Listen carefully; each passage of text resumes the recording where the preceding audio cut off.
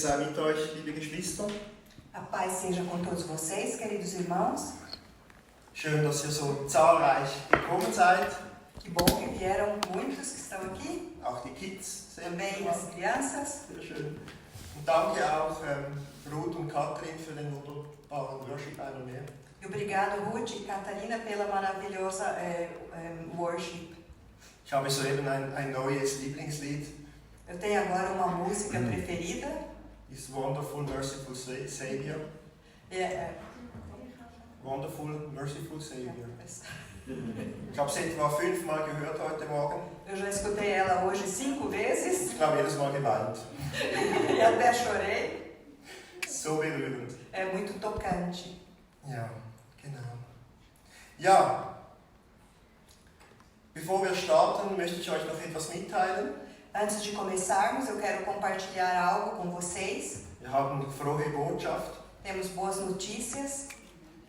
Wir hatten euch ja vor einigen Wochen gebeten, für Jesse zu beten. Nós pedimos a vocês algumas semanas atrás para que orassem por Jesse, Weil er seine praktischen Lehrabschlussprüfungen hatte. porque ele tinha os testes práticos da sua Lehre, os testes finais. Diese Woche haben wir die gute Nachricht erhalten, dass er bestanden hat. E essa semana recebemos a notícia de que ele foi aprovado. Von ganzem Herzen danken wir für jedes Gebet, das ihr gemacht habt. E de coração agradecemos a toda a oração por cada que orou. Und wir preisen den Herrn über diesen großen Segen, den er uns geschenkt hat. Louvamos ao Senhor por esta grande bênção que Ele nos deu. Ja, ihr könnt euch vorstellen, er ist mega happy jetzt. Jesse ist mega happy. Jesse está muito feliz. Ja, schön. Genau, so geht das Leben weiter. E assim a vida continua. Genau, wir kommen heute zur Predigt, zum zweiten Teil einer Bußpredigt, sage ich jetzt mal. E agora vamos à segunda parte de uma pregação de arrependimento. Genau, nämlich mit dem Titel Das Wesen echter Buße. Com o título A Natureza do Genuíno ou Verdadeiro Arrependimento. Einige von euch, habe ich gehört heute, haben die Videopredigt gehört, noch den ersten Teil. Eu ouvi de algum de vocês que hoje vocês assistiram a primeira parte dessa pregação no vídeo, no YouTube. Und das ist gut, jetzt seid ihr vorbereitet für den zweiten Isso é Teil. bom porque assim vocês estão preparados para a segunda parte. Genau. Und vielleicht erinnert ihr euch, dass ich im ersten Teil dieser Predigt von einem Hochzeitsfest gesprochen hatte. Talvez vocês se recordam que na primeira parte dessa pregação eu falei a respeito de umas bodas, Nämlich der Hochzeit des Lammes. que são as bodas do Cordeiro. Jesus Christus, das Lamm Gottes, ist der Bräutigam. Jesus Cristo, o Cordeiro de Deus, ele é o noivo. Und die wahren, wiedergeborenen Gläubigen, die Gemeinde ist seine Braut.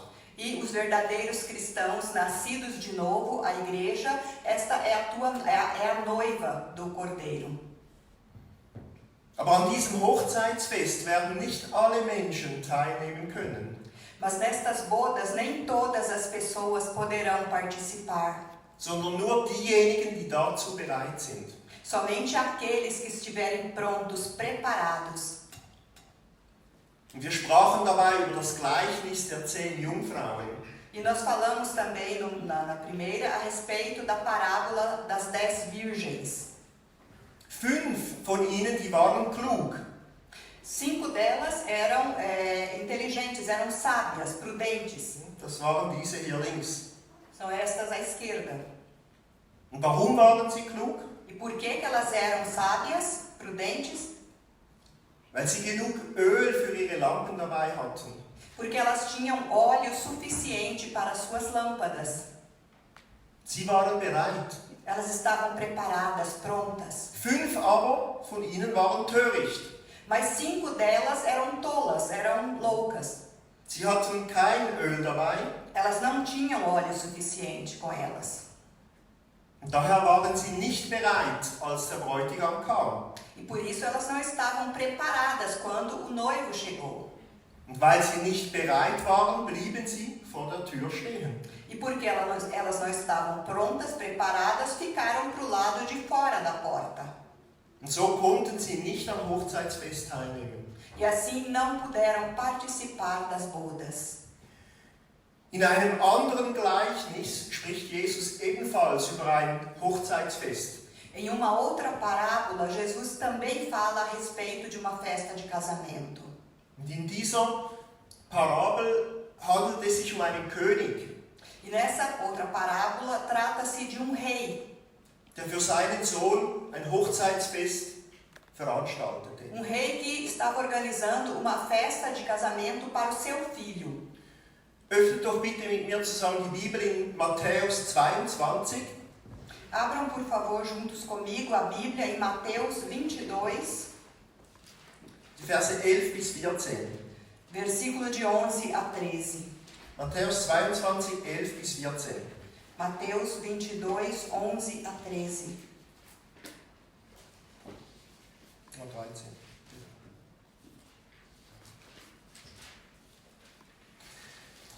Als aber der König hineinging, um sich die Gäste anzusehen, sah er dort einen Menschen, der kein hochzeitliches Gewand anhatte. Und er sprach zu ihm: Freund, wie bist du hier hereingekommen und hast doch kein hochzeitliches Gewand an? Er aber verstummte. Da sprach der König zu den Dienern: Bindet ihm Hände und Füße, führt ihn weg und werft ihn hinaus in die äußerste Finsternis. Da wird das Heulen und Zähneknirschen sein. E o rei, entrando para ver os convidados, viu ali um homem que não estava trajado com veste de núpcias. E disse-lhe: Amigo, como entraste aqui, não tendo veste nupcial? E ele emudeceu. Disse então o rei aos servos: Amarrai-o de pés e mãos, levai-o e lançai-o nas trevas exteriores. Ali haverá pranto e ranger de dentes. Auch dieses Gleichnis ist eine ernste Warnung. Também esta parábola é uma advertência bastante séria. Da war ein Mensch an diesem Fest, der kein hochzeitliches Gewand anhatte.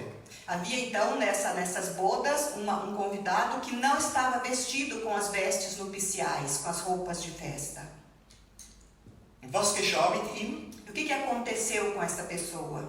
Er wurde gebunden, Ele foi amarrado, weggeführt levado para fora und in die äußerste Finsternis geworfen. e lançado nas trevas exteriores. Liebe Geschwister, nur der Mensch, der ein hochzeitliches Gewand anhat, wird ins ewige Leben, ins himmlische Jerusalem eingehen. Meus irmãos, somente aqueles que estiverem vestidos com as vestes celestiais poderão entrar para a vida eterna, para Jerusalém celestial.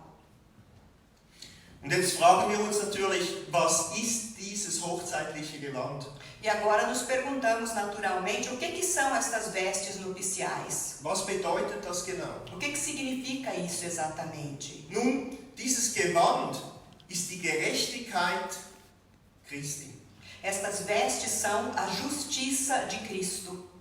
Es ist die Gerechtigkeit, die Gott allen Menschen schenkt. É a justiça que Deus dá a todas as pessoas, Allen, die an seinen Sohn Jesus Christus glauben. todos aqueles que creem no seu Filho Jesus Cristo.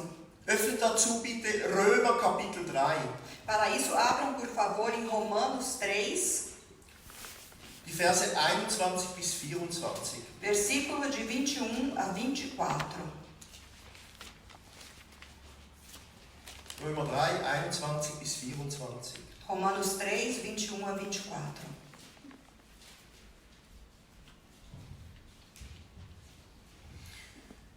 Jetzt aber ist außerhalb des Gesetzes die Gerechtigkeit Gottes offenbar gemacht worden, die von dem Gesetz und den Propheten bezeugt wird, nämlich die Gerechtigkeit Gottes durch den Glauben an Jesus Christus, jetzt Achtung, die zu allen und auf alle kommt, die glauben. Denn es ist kein Unterschied, denn alle haben gesündigt und verfehlen die Herrlichkeit, die sie vor Gott haben sollten, sodass sie ohne Verdienst gerechtfertigt werden durch seine Gnade aufgrund der Erlösung, die in Christus Jesus ist. Mas agora se manifestou sem a lei a justiça de Deus, tendo o testemunho da lei e dos profetas. Isto é, a justiça de Deus pela fé em Jesus Cristo para todos e sobre todos os que creem. Porque não há diferença, porque todos pecaram e destituídos estão da glória de Deus, sendo justificados gratuitamente pela sua graça, pela redenção que há em Cristo Jesus. In diesen Versen, in diesen wenigen Worten, Nesses versículos, nestas poucas palavras, finden wir die ganze Botschaft des Evangeliums wie zusammengefasst. nós encontramos toda a mensagem do Evangelho de forma resumida. Wir erfahren, dass jeder Mensch ohne Ausnahme gesündigt hat. Nós aprendemos que todas as pessoas, sem exceção, pecaram. Und dass jeder Mensch vor Gott schuldig ist. E que toda pessoa é culpada diante de Deus. Aber wenn wir an Jesus Christus glauben, Mas quando nós cremos em Jesus Cristo, schenkt uns Gott in seiner Gnade seine Gerechtigkeit. Ele nos dá então a graça dele e a justiça de Cristo. Das ist dieses hochzeitliche Gewand. E estas são as vestes nupciais. Wir empfangen die Erlösung, die in Jesus Christus ist, aus reiner Gnade. E nós recebemos a redenção que há em Jesus Cristo por pura graça. Und so werden wir auch gerecht gesprochen, obwohl wir es gar nicht verdient hätten. E assim somos justificados sem que tenhamos merecido. Das ist genau das, was Pastor Ricardo am Anfang gesagt hat. E exatamente isso que o pastor Ricardo estava dizendo no início do culto. Und so werden wir, die Erlösten, an diesem Hochzeitsfest des Lammes teilnehmen. E assim, nós os que somos redimidos, participaremos então destas bodas do Cordeiro. Das sind all diejenigen, die durch das Blut Jesu reingewaschen wurden. São todos aqueles que foram lavados, purificados pelo sangue de Jesus Cristo. Und jetzt wollen wir natürlich wissen, ob wir da dazugehören. E agora queremos saber se nós pertencemos a esse grupo de redimidos.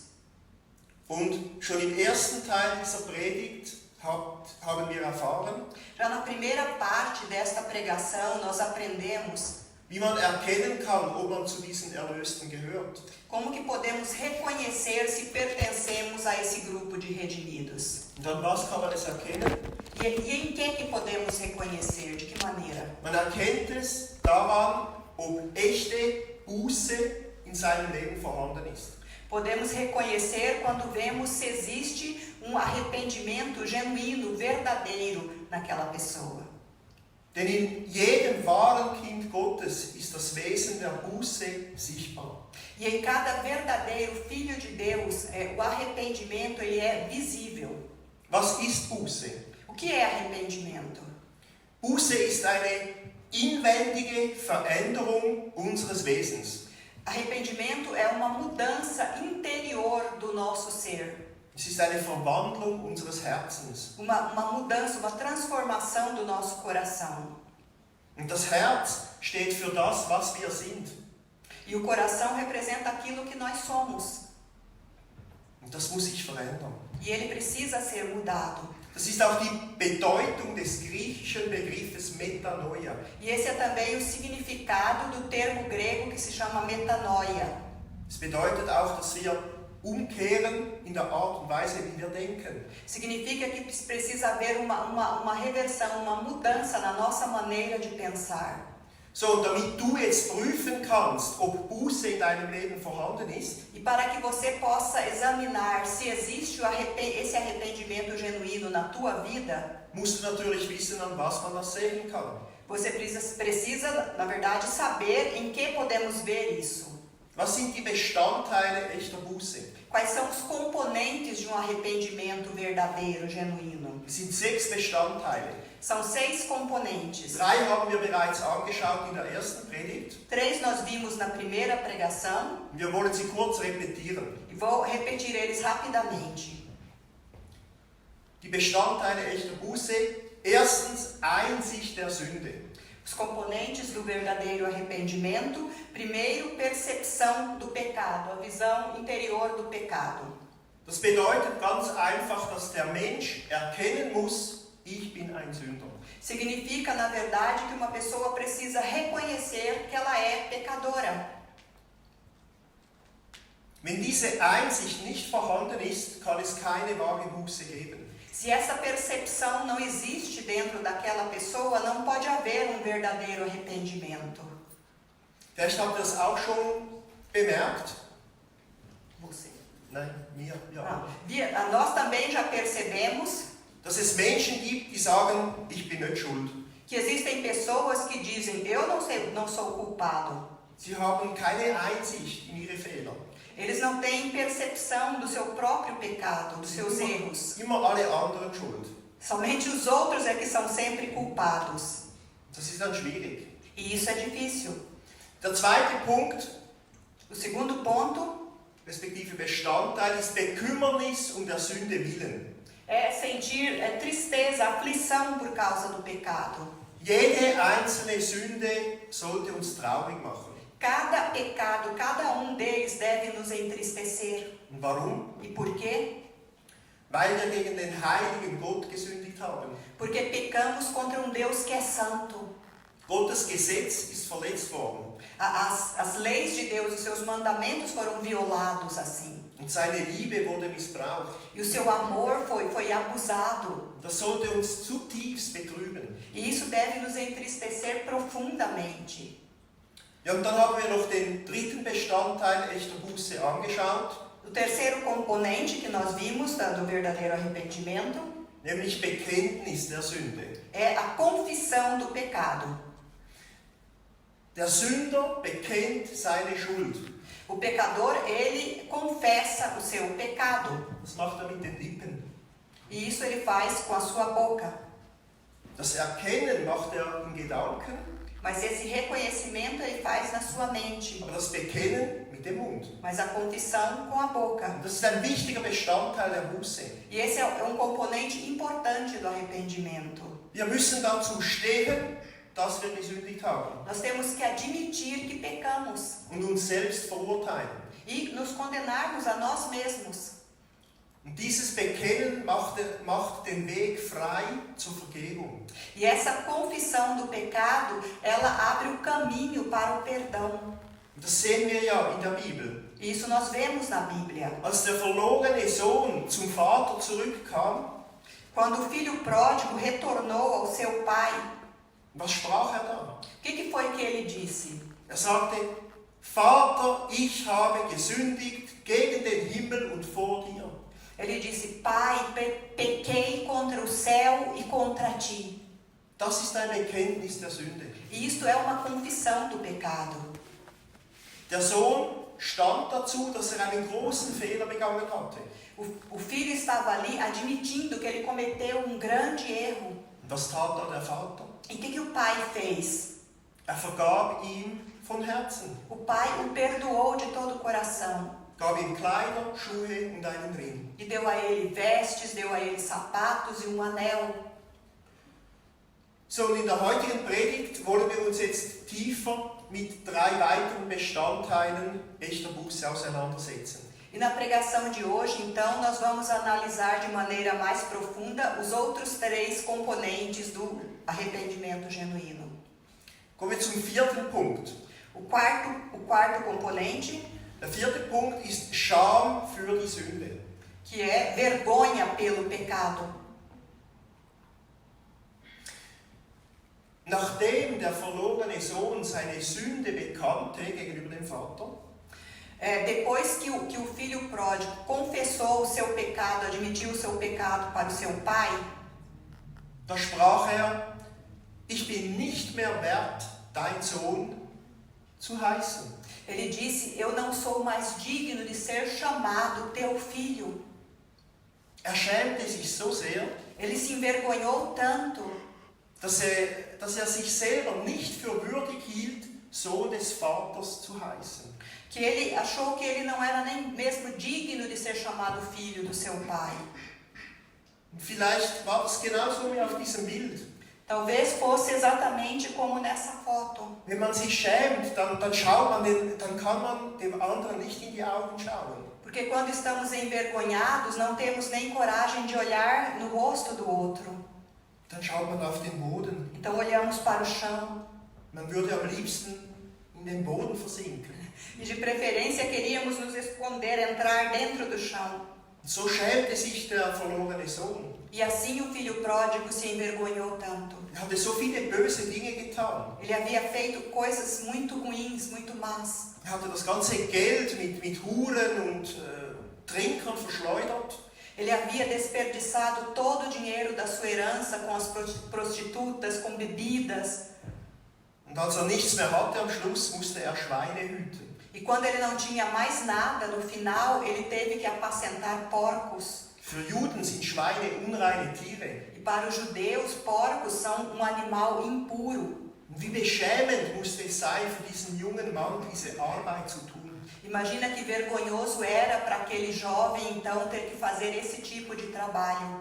Doch er kam zu sich Mas ele voltou a si em si mesmo. und er tat Buße. E ele se arrependeu. Und weil seine Buße echt war, E porque o arrependimento dele era verdadeiro, era genuíno, verursachte sie eine heilige Beschämung. esse arrependimento causou uma vergonha santa nele. Sie können sagen, sich zu schämen ist ein wesentlicher Bestandteil echter Buße. E podemos dizer assim que se envergonhar é um componente essencial do arrependimento genuíno. Öffnet doch bitte Esra 9,6. Abram, por favor, em Esdras 9:6.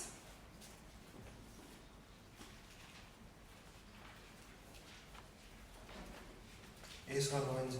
Esdra 9:6.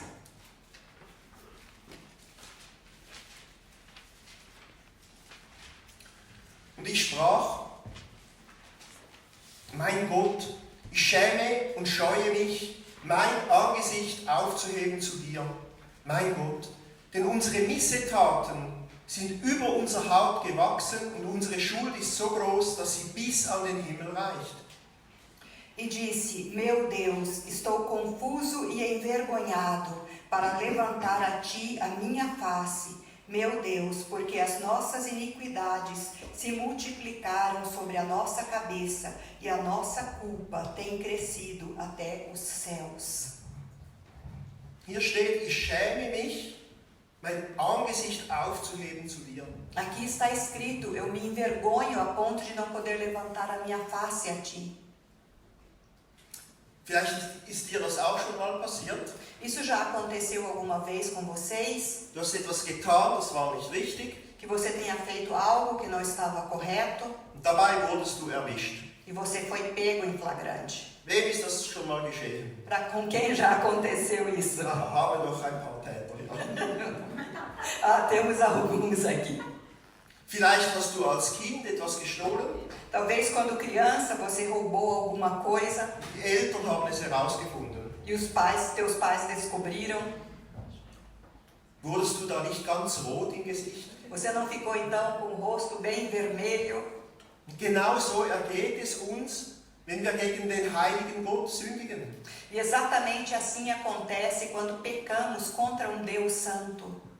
Und da müssen wir nicht einmal von jemand anderem erwischt werden.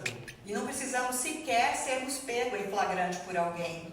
Es genügt, dass Gott es sieht und wir uns darüber schämen. É suficiente que Deus veja e nós nos envergonhemos por isso. Denn mit jeder Sünde laden wir neue Schuld auf uns. Porque com cada pecado que fazemos, nós acumulamos novas culpas sobre nós mesmos. Und Sünde macht uns wie nackt vor Gott. E o pecado, ele nos faz como que nus diante de Deus. Es ist, als ob uns die heiligen Kleider ausgezogen werden. É como se nós fôssemos despidos das nossas vestes santas. Genauso wie Adam und Eva, Exatamente como Adão e Eva, die sich schämten nach dem Sündenfall. que se envergonharam depois do pecado, da queda. Und dann versteckten sie sich. E então eles se esconderam. Wenn wir uns schämen über unsere Sünde, Quando nós nos envergonhamos por causa dos nossos pecados, dann ist das ein Zeichen, dass unsere Buße, unsere Reue echt ist. Então isso é sinal de que o nosso arrependimento é genuíno. Auch der Zöllner in diesem Gleichnis, der an der Schwelle zum Tempel stand, Também aquele publicano, aquele cobrador de impostos que estava ali perto da entrada do templo, der schämte sich so sehr, ele se envergonhava tanto, steht geschrieben, dass es nicht wagte, seine Augen zum Himmel erheben. que ele nem sequer tinha coragem de levantar o seu rosto para o céu. Er stand so da, stumm. Ele ficava lá com a cabeça baixa, ao longe, Er schämte sich. porque se envergonhava. Wenn wir jetzt aber einfach bedenkenlos sündigen, Mas quando nós pecamos de maneira indiferente, sem nos importarmos com isso, das ist uns einfach egal, e para nós dá igual, dann sollten wir uns fürchten. então devemos temer. Denn dann tragen wir kein hochzeitliches Gewand. Porque isso significa que nós não temos roupas nupciais, vestes nupciais. Und die äußerste Finsternis wartet auf uns. E as trevas exteriores então estão aguardando por nós. Und ich kann euch sagen, die äußerste Finsternis, die hat Geduld. E eu posso dizer para vocês que as trevas exteriores, elas têm paciência para esperar. Die wartet, bis jeder Einzelne bei ihr angekommen ist. Ela espera até que cada termine lá. Aber wenn wir uns von ganzem Herzen zu Gott bekehrt haben, Mas quando nós nos convertemos a Deus de todo o nosso coração, dann bereuen wir unsere Sünden und schämen uns darüber. então nos arrependemos pelos nossos pecados e nos envergonhamos por eles. Das lesen wir zum Beispiel in Jeremia 31,19. Isso nós vemos, por exemplo, em Jeremias 31:19. Jeremia 31,19. Jeremias 31:19. Eine wunderschöne Stelle genau für dieses Thema. Uma passagem maravilhosa exatamente sobre esse tema. Denn nach meiner Umkehr empfinde ich Reue und nachdem ich zur Erkenntnis gekommen bin, schlage ich mir auf die Hüfte, ich schäme mich und bin sogar zu Schanden geworden, denn ich trage die Schmach meiner Jugend.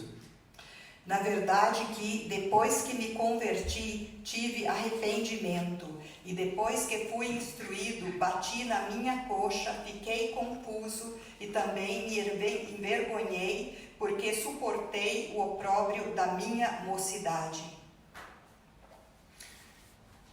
Je mehr wir uns jetzt schämen für unsere Sünden, Quanto mais agora nos envergonharmos pelos nossos pecados, umso weniger werden wir beschämt sein, wenn Jesus Christus wiederkommt. menos seremos envergonhados quando Jesus Cristo retornar. Kommen wir zum 5. Bestandteil echter Buße. Vamos agora ao 5º componente do genuíno arrependimento. Der 5. Bestandteil echter Buße ist Hass gegen die Sünde. E ele é ódio contra o pecado. Jemand, der wirklich bußfertig ist, hasst die Sünde. Toda pessoa que realmente se arrepende, ela odeia o pecado. Und er hasst sie nicht nur mit seiner Zunge, mit seinen Lippen, E ele não odeia o pecado somente com a sua boca, com a sua língua. sondern er hasst sie auch mit seinem Willen und mit seinem Herzen. Ele também odeia o pecado com a sua vontade e com o seu coração. Und er hasst nicht nur ein paar bestimmte Sünden, E ele não odeia simplesmente alguns pecados específicos. sondern er hasst sie alle. Ele odeia todos os pecados. Wer sich vor einer Schlange ekelt, ekelt sich vor allen Schlangen. Aquele que tem nojo, que tem asco de cobra, ele tem isso de todas as cobras e odeia todas elas. Hat jemand Angst vor Spinnen? Alguém tem medo de aranha? Hast du Angst vor allen Spinnen, nicht vor einer? Então você tem medo de todas elas, não de uma só. Warum sollen wir die Sünde hassen? Warum? E por que nós devemos odiar o pecado? Was ist so hassenswert an der Sünde? O Hassenswert. que é tão odioso com relação ao pecado? Ich gebe euch 3 gute Gründe. Eu dou a vocês 3 boas razões pela qual o pecado é odioso. Erstens, wir hassen die Sünde wegen ihres Ursprungs. Primeiro, nós odiamos o pecado por causa da sua origem. Also wir hassen sie, weil wir wissen, woher sie kommt. Nós odiamos o pecado porque sabemos de onde ele vem. Im 1. Johannesbrief, Kapitel 3, Vers 8a, lesen wir Folgendes. Na Epístola de João, a primeira, capítulo 3, versículo 8a, nós lemos o seguinte. 1. Johannes 3, 8a. 1 João 3, 8a. Wer die Sünde tut, der ist aus dem Teufel, denn der Teufel sündigt von Anfang an. Quem pratica o pecado é do diabo, porque o diabo peca desde o princípio. Jetzt frage ich dich, Agora eu pergunto a você, sollen wir das lieb haben, was das Werk des Teufels ist? nós devemos amar aquilo que é obra do diabo? Sind wir denn noch Kinder des Zorns? Nós ainda somos filhos da ira? Haben wir den Teufel zum Vater? Ou temos o diabo por pai? Nein, Gott bewahre. Não, que Deus nos guarde. Darum lasst uns die Sünde hassen, weil wir wissen, woher sie kommt. E por isso devemos odiar o pecado, porque sabemos de onde ele vem. Zweitens, wir hassen die Sünde wegen ihrer Natur. Segundo, que nós odiamos o pecado por causa da natureza dele. Also wir hassen sie, weil wir wissen, was sie ist. Nós o odiamos porque sabemos o que ele é, Das Wesen der Sünde. a natureza do pecado. Sündigen ist ein Verachten Gottes. Pecado é pecar, é um desprezo, um desrespeito para com Deus. Es ist auch ein Erzürnen Gottes. É também uma maneira de enfurecer a Deus Und es ist ein Ermüden e Gottes. de cansar a Deus. Und ich könnte euch jetzt zu jedem dieser 3 Punkte einen Bibelvers noch geben. Eu poderia dar a vocês, para cada um destes 3 pontos, um versículo. Das steht da drin. Estão aqui. Und was ganz schlimm ist, Mas o pior de tudo é mit jeder Übertretung verunehren wir Gott. que com cada transgressão que fazemos, nós desonramos a Deus. Öffnet doch bitte Römer Kapitel 2. Abram, por favor, em Romanos 2, Römer 2, Vers 23. versículo 23. Steht hier. Du rühmst dich des Gesetzes und verunehrst doch Gott durch was? Durch Übertretung des Gesetzes. Tu que te glorias na lei, desonras a Deus pela transgressão da lei? Ist dir das bewusst, lieber Bruder und Schwester? Vocês têm consciência, queridos irmãos e irmãs, Jedes Mal, wenn wir sündigen, que cada vez que nós pecamos, dann verunehren wir Gott, den Herrn. nós desonramos a Deus, nosso Senhor. Hat das Gott verdient?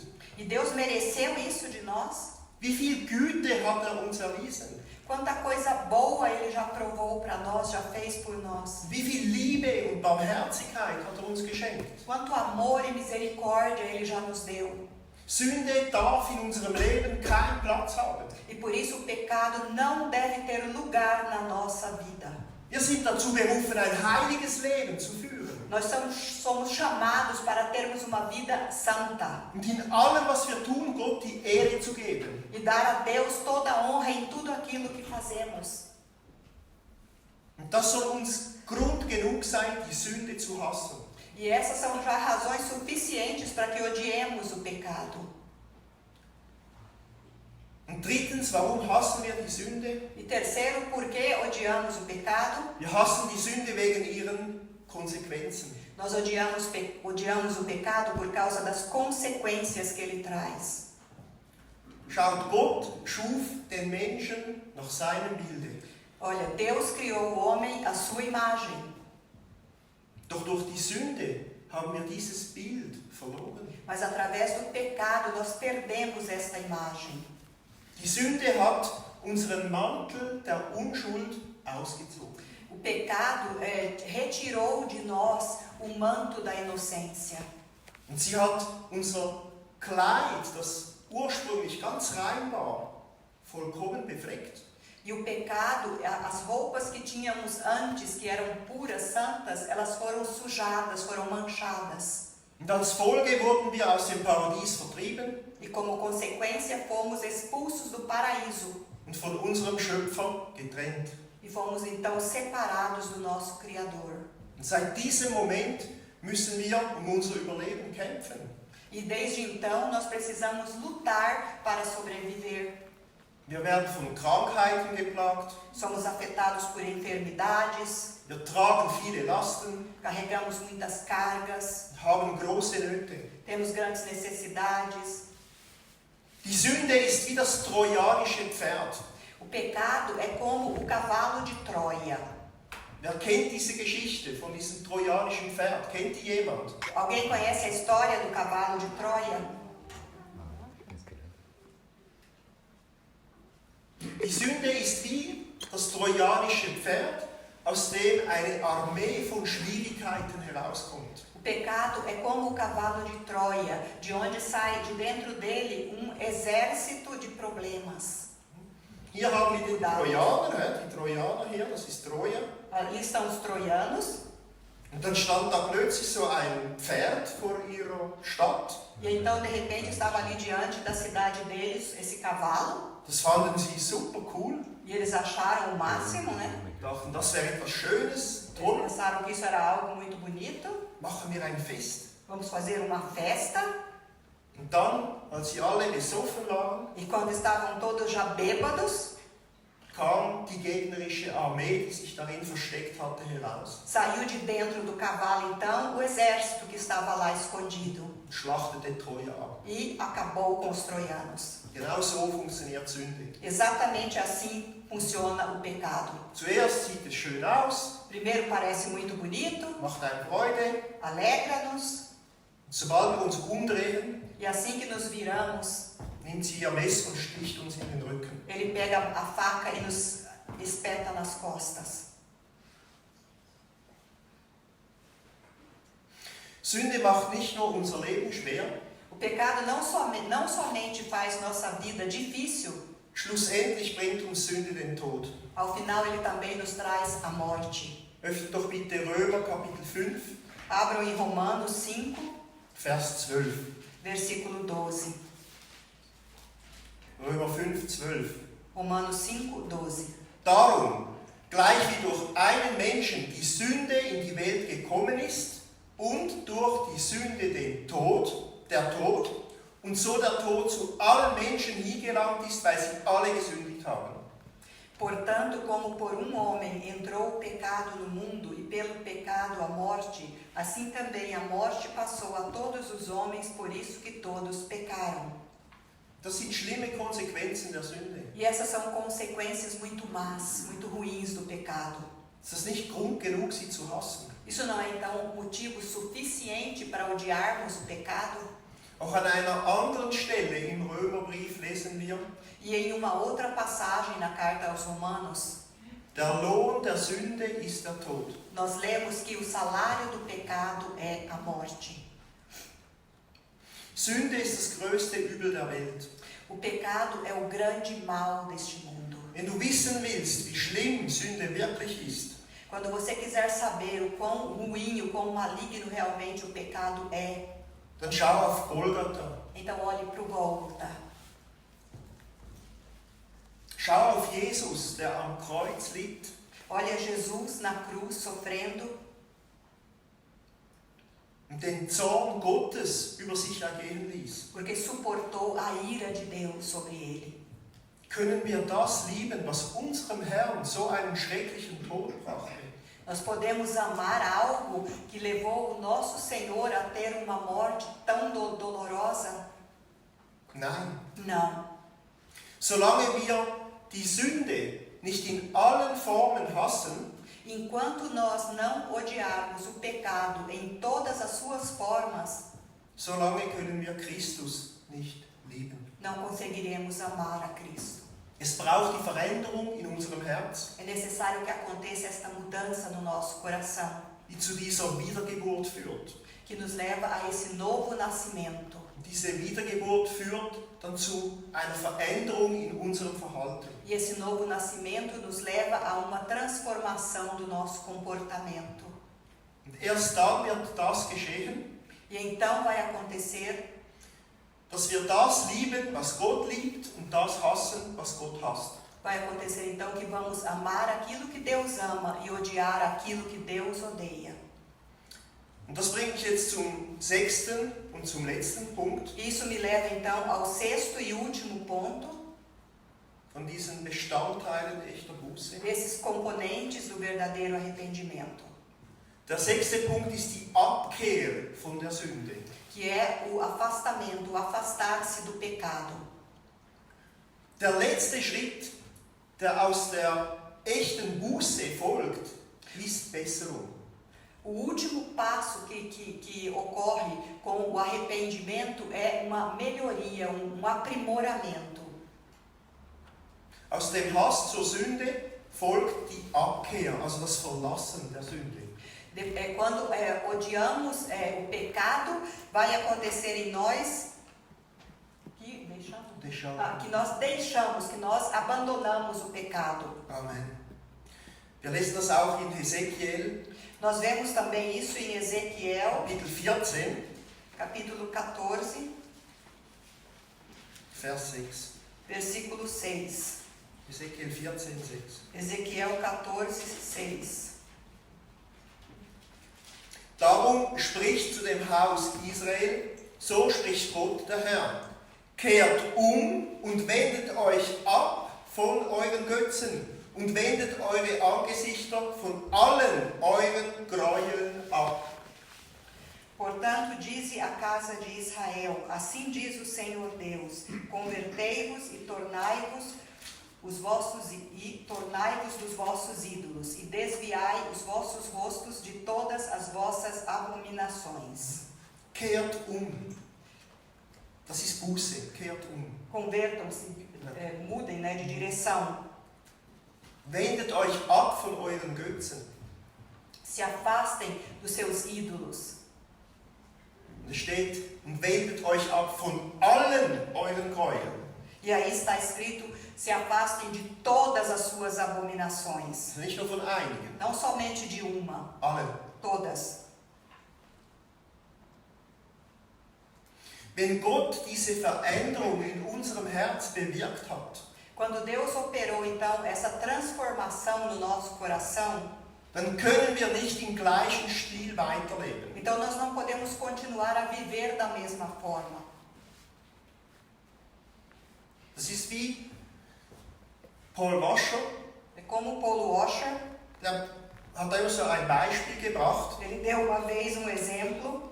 Der hat gesagt, wenn jemand 10 Minuten zu spät kommt, Ele disse, quando alguém chega, por exemplo, 10 minutos atrasado, dann fragt man ihn, warum bist du zu spät gekommen? então perguntamos a ele, por que você chegou atrasado?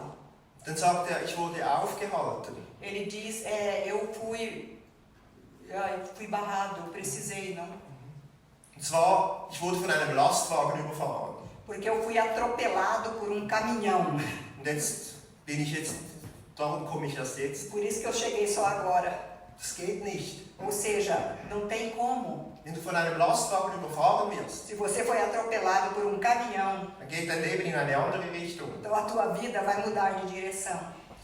Man macht nicht einfach weiter, als wäre nichts geschehen. Ou seja, eu não vou continuar a viver como se nada tivesse acontecido. Viele sagen, ich glaube an Jesus, Muitos dizem, eu acredito em Jesus, aber ihr Leben geht genau gleich weiter. mas a sua vida continua sempre igual, nunca muda. Sie betrügen, sie lügen, Eles enganam, mentem, es ist ihnen egal. não importa para Ich eles. glaube an Jesus. Ah, mas eu creio em Jesus.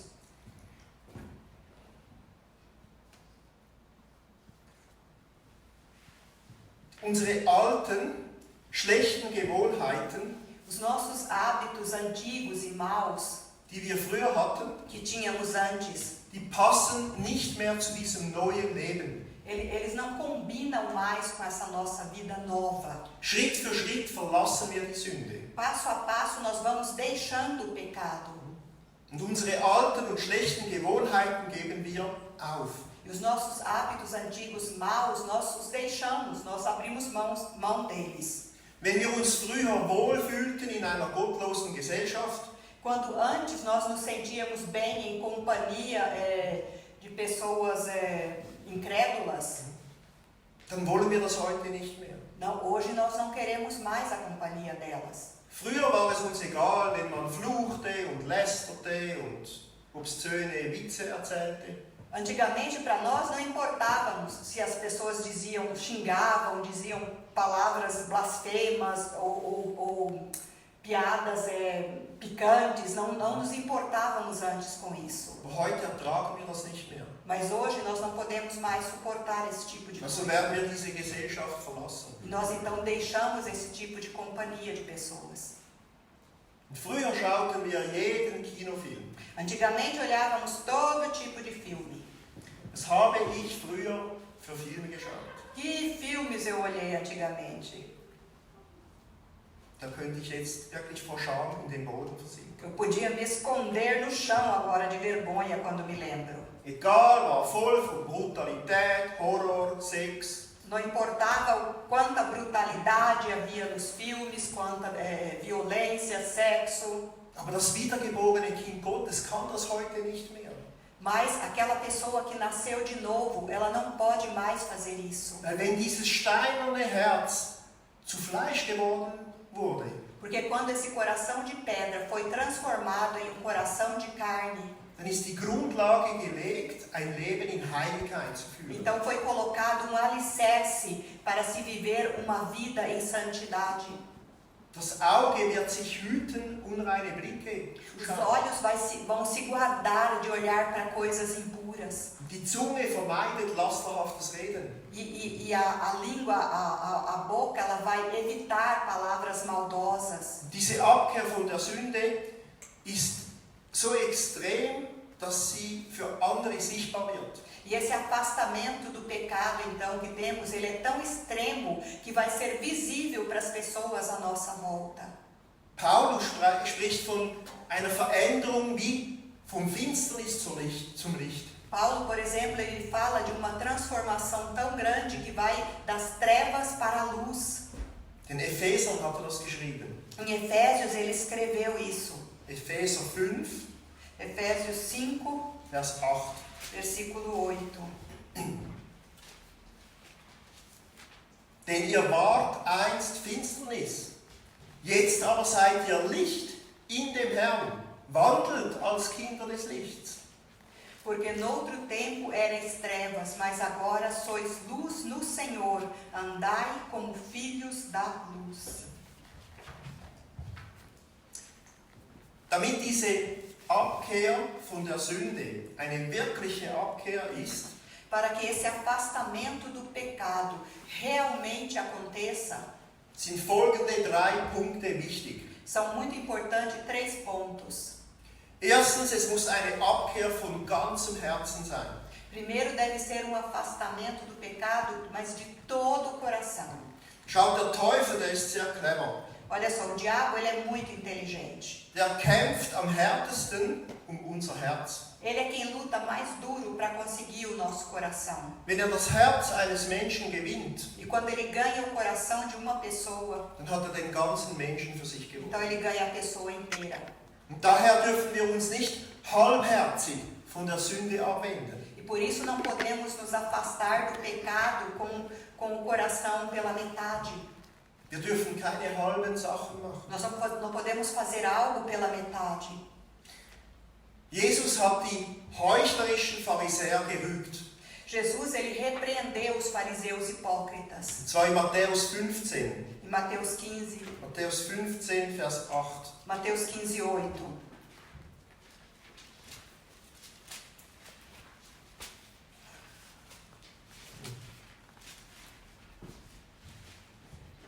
Dieses Volk naht sich zu mir mit seinem Mund und ehrt mich mit den Lippen, aber ihr Herz ist fern von mir. Jesus disse: Este povo se aproxima de mim com a sua boca e me honra com seus lábios, mas o seu coração está longe de mim. Wir können so tun, als würden wir uns von der Sünde abkehren. Nós podemos, por exemplo, fazer de conta de que nos afastamos do pecado, Aber doch mit unserem Herzen immer noch an ihr hängen. mas com o nosso coração estarmos ainda apegados ao pecado. Aber denkst du, dass Gott, der die Herzen sieht, uns nicht durchschaut? Mas você pensa que Deus, que conhece, que vê dentro dos corações, não estará vendo dentro de nós? Gott ist ein eifersüchtiger Gott. Deus, ele é um Deus ciumento, um Deus zeloso. Er will nicht nur ein Teil von unserem Herzen, Ele não quer somente uma parte do nosso coração, er will unser ganzes Herz. ele quer o nosso coração por inteiro. Er will unsere Liebe nicht teilen mit anderen Dingen. Ele não quer repartir o nosso amor com outros. Er will uns ganz. Ele nos quer por inteiro. Und es gebührt ihm ja auch, dass wir ihm von ganzem Herzen nachfolgen. E ele merece isso, nós devemos isso a ele, de que o sigamos com todo o coração. Was ist das größte Gebot? Qual que é o maior dos mandamentos? Markus 12. Marcos 12. Markus 12, 29 und 30. Marcos 12, 29 e 30.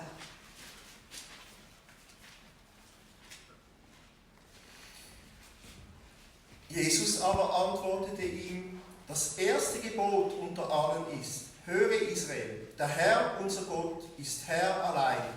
Und du sollst den Herrn, deinen Gott, lieben mit deinem ganzen Herzen, mit deiner ganzen Seele, mit deinem ganzen Denken und mit deiner ganzen Kraft.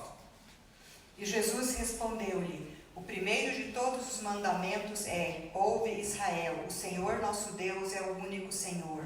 Amarás, pois, ao Senhor teu Deus de todo o teu coração, de toda a tua alma, e de todo o teu entendimento, e de todas as tuas forças. Este é o primeiro mandamento. Ganz, ganz, ganz, ganz. Total, total, tudo, tudo. Gott will keine halben Sachen. Deus não quer coisas pela metade. Alles oder nichts. Tudo ou nada. Oder wie man beim Pokern sagt, all in. É como nós dizemos no jogo de poker, né? Tudo dentro, nós apostamos tudo de uma vez.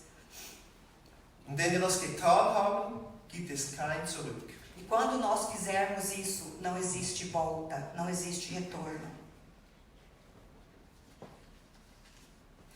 Der zweite Punkt, O segundo ponto, dass es eine wirkliche Abkehr ist, para que haja um verdadeiro afastamento do pecado, es muss eine Abkehr von allen Sünden sein. tem que ser um afastamento de todos os tipos de pecado.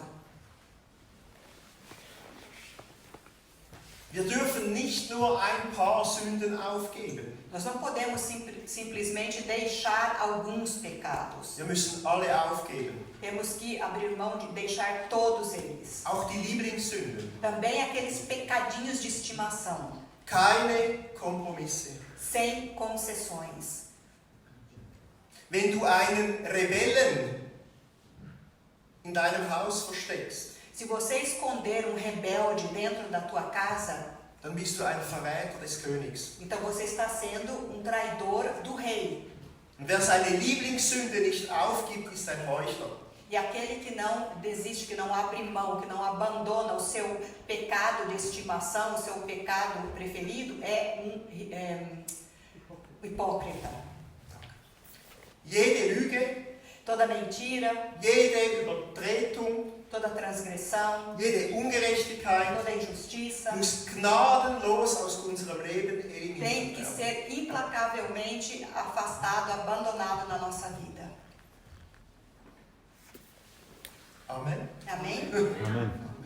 Und drittens, E por terceiro, das ist ganz wichtig, e é muito importante, es muss nicht nur eine Abkehr von der Sünde sein, não pode ser somente um afastamento do pecado, sondern es muss gleichzeitig ein Zuwenden zu Gott sein. tem que ser ao mesmo tempo um voltar-se para Deus. Das ist das Ziel der Buße, Essa é a meta do arrependimento, diese Bekehrung zu Gott. essa conversão a Deus.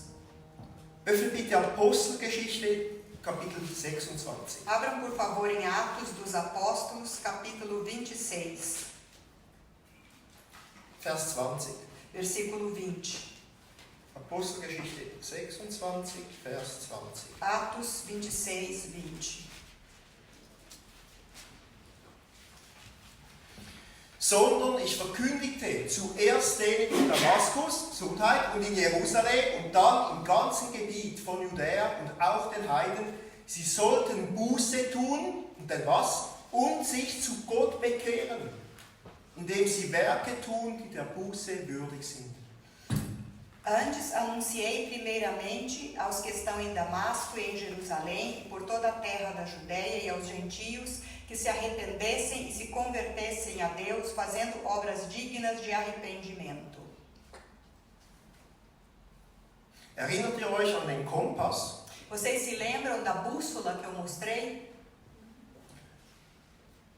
So wie der Kompass, respektive die Kompassnadel, immer nach Norden zeigt, E assim como a bússola, com o ponteiro aponta sempre para o norte, so zeigt ein menschliches Herz nach einer echten Buße immer auf Gott. assim também o coração que teve um genuíno arrependimento, ele também vai apontar sempre para Deus, Bis zum letzten Tag seines Lebens. até o último dia da sua vida.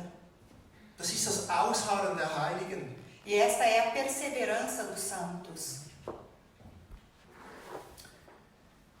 Ja, liebe Geschwister, das sind die 6 Bestandteile der echten Buße.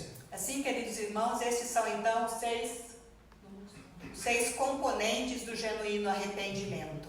Das ist das Wesen der Buße. Essa é a natureza do arrependimento. Hier nochmals alle 6 Bestandteile aufgelistet. Aqui mais uma vez todos 6 listados. Echte Buße bedeutet erstens Einsicht der Sünde.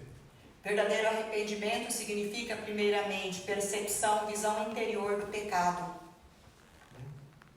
Zweitens Bekümmernis, Traurigkeit wegen der Sünde. Segundo, aflição, tristeza por causa do pecado.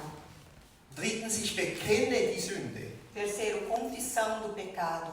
Viertens, ich schäme mich wegen der Sünde. Quarto, eu me envergonho por causa do meu pecado. Und fünftens, ich hasse die Sünde. E quinto, eu odeio o pecado. Die Bibel sagt, weil die Sünde überaus sündig ist. Die Sünde ist überaus sündig. Pecado, ich weiß nicht, wie es auf Portugiesisch heißt. Isso eu não sei. Diese Stelle, die Sünde ist überaus sündig. Ich fange es nachher an. Eu não sei. Wenn du das noch sagst, schnell auf. Okay. Und eben sechstens die Abkehr von der Sünde. E sexto, afastamento do pecado. Und jetzt frage ich dich, lieber Bruder und liebe Schwester, E agora eu pergunto a você, querido irmão, querida irmã. siehst du dieses Verhalten in deinem Leben? Você vê esse comportamento em tua vida? Siehst du dieses Wesen der Buße als eine Realität in deinem Leben? Você vê esta realidade, você vê essa natureza do arrependimento como uma realidade dentro da tua vida? Hast du so ein bußfertiges Herz? Você tem um coração realmente arrependido? Und es ist wichtig, dass das, was du gehört hast, dass das nicht einfach in deinem Kopf bleibt, E é importante que isso que você ouviu não permaneça somente na tua cabeça, sondern es muss in dein Herz dringen. mas tem que entrar dentro do teu coração. Von ganzem Herzen musst du zu Gott umkehren. Você tem que se converter a Deus de todo o seu coração. Und wenn du das tust, E quando você faz isso, und das ist das Schöne, e isso é o bonito de tudo, dann wird sich Gott zu dir wenden. então Deus também vai se voltar para você. Und er wird seinen Zorn von dir abwenden. E Ele vai afastar de você a ira dele. Und er wird dir seine Gnade schenken. E Ele vai te dar a sua graça. Er, Gott, der einst dein Feind war, Ele, Deus, que antes era teu inimigo, er wird dann dein Freund werden. Ele vai ser o teu amigo então. Und dann werden deine Lampen mit Öl gefüllt sein. E assim a sua lâmpada será enchida com óleo. Und du wirst das königliche Kleid tragen. E você vai poder então vestir as vestes reais. Und am Ende deiner Tage, E ao final dos teus dias, wenn alles vollbracht ist, quando tudo estiver cumprido, terminado, dann wirst du die Stimme deines Herrn hören, então você vai ouvir a voz do teu Senhor, der zu dir sagt, que fala para você: recht so, du guter und treuer Knecht. Das gilt auch für Frauen. Recht so, du gute und treue Magd. Du bist über wenigem treu gewesen, ich will dich über vieles setzen, geh ein zur Freude deines Herrn. Bem está, servo ou serva, bom e fiel. Sobre o pouco foste fiel, sobre o muito te colocarei. Entra no gozo do teu Senhor. Geh ein zur Freude deines Herrn. Entra no gozo do teu Senhor. Das sind Worte, nach denen ich mich sehne. Essas são palavras pelas quais eu anseio. Das sind Worte, das ist die schönste Musik in unseren Ohren. Essas palavras são a mais linda música aos nossos ouvidos. Geh ein zur Freude deines Herrn. Entra no gozo do teu Senhor. Möchtest du ein bußfertiges Herz? Você quer ter um coração assim arrependido? Vielleicht denkst du, ich habe das noch nicht. Talvez você pense, eu ainda não tenho isso. Aber dann können wir für das beten. Mas então podemos orar por isso. Und ich denke auch trotz Covid, Apesar do Covid, wenn du spürst, doch, ich möchte für das beten, quando você sente, não, eu quero orar por isso, dann komm doch nach vorne. então venha para frente. Und dann werden wir Pastoren beten, Ricardo und ich, Então nós pastores vamos orar einfach für dieses Herz beten, para esse coração, dass es Buße tut. para que haja arrependimento nele, Vielleicht, dass es sich nochmal ganz neu ausrichtet. para que ele possa então se direcionar de uma maneira totalmente nova. Vielleicht gibt es Personen, die sagen, ja, ich will, aber ich kann noch nicht richtig. Talvez existam pessoas que queiram, mas pensem, mas eu não consigo realmente, Ich bin noch zu wenig radikal. eu estou ainda muito pouco radical. Dann komm nach vorne. Então venha aqui na frente. Ich gehöre auch dazu. Ich will auch ein noch bußfertigeres Herz haben. Eu também pertenço a esse grupo, eu também quero ter um coração ainda mais arrependido. Wer möchte nach vorne kommen? Quem gostaria de vir aqui na frente? Ihr seid wirklich herzlich Vocês eingeladen. são carinhosamente convidados. Dann geben wir das vor Gott. E vamos colocar isso diante de Deus. Schön mit 1,5 Meter Abstand. Com 1,5 metro de distância.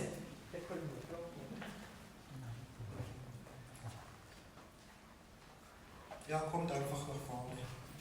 Ihr könnt da Passen vorne adelante. beten. Auch dort oder hier. Dann beten wir zusammen. Vamos a orar juntos.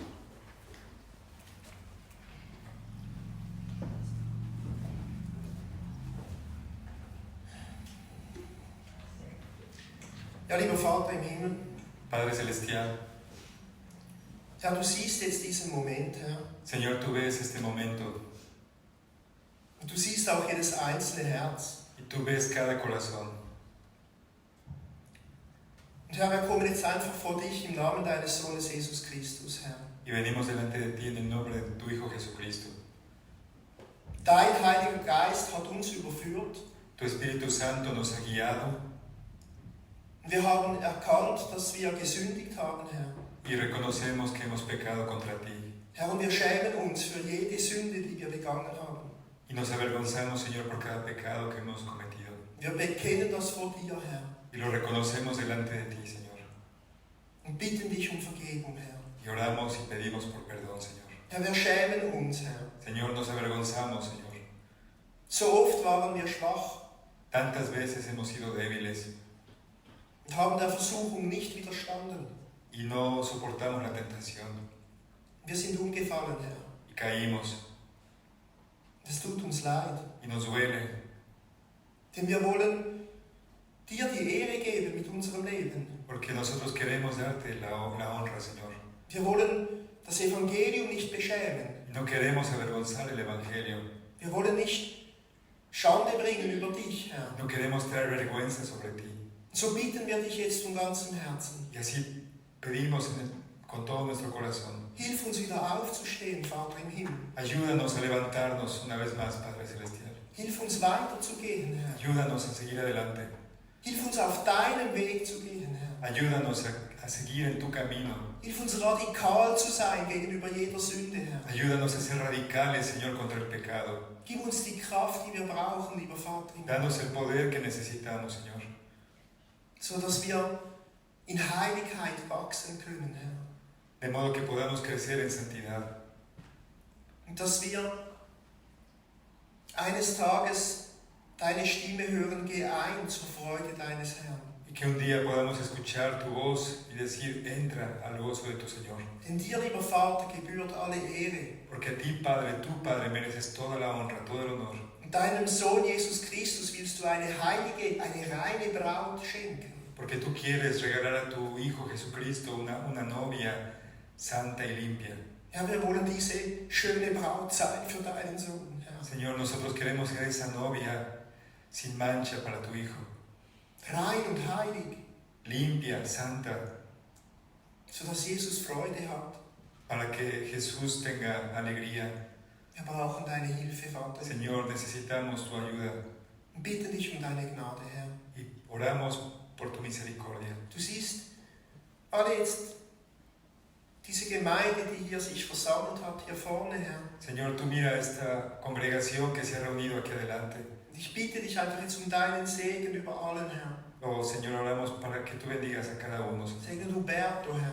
Bendice a Berto, Señor. Segne du Rita. Bendice a Rita. Segne du Urs Bendice a Urs, und Silvia. a Silvia, Ihre Familie. su familia, sus hijos. Segne du Josi Bendice a Josi, und auch Florian. también a Und Floria, auch Andrea. Andrea, Und alle, die, auch Sabrina, a Sabrina, Sibyl a Sibyl, und Silvia. a Silvia. Sie hatten den Mut, hier nach vorne zu kommen. Señor, tuvieron el valor de pasar al frente, Señor. Es braucht Mut zu sagen, ich bin ein Sünder. Se necesita valor para decir, yo soy pecador. Aber wenn wir das bekennen vor dir, Herr, Pero cuando lo reconocemos, Señor, delante de ti, dann wissen wir, dass du treu und gerecht bist, Herr. sabemos que tú eres fiel y verdadero. Dass du uns unsere Schuld vergibst Que tú, Señor, perdonas nuestras culpas und reinigst uns von aller Ungerechtigkeit. y tú nos limpias de toda injusticia. Um das bitten wir dich, Vater im Himmel. Y eso te pedimos, Padre Celestial. Wir danken dir für deine Gnade und Barmherzigkeit. Señor, te damos gracias por tu misericordia y por tu gracia. Danke von ganzem Herzen. Con todo nuestro corazón te damos gracias. In Jesu Namen. En el nombre de Jesús. Amen. Amén. Amen. Amén. Gloria a ti. Könnt wieder hinsetzen. Vayan a sentarse, hermanos. Danke, Ricardo. Amén. Wir singen jetzt noch ein letztes Lied. Vamos a cantar una canción Und dann wird Pastor Ricardo den Gottesdienst verabschieden. y vamos a despedir después del culto.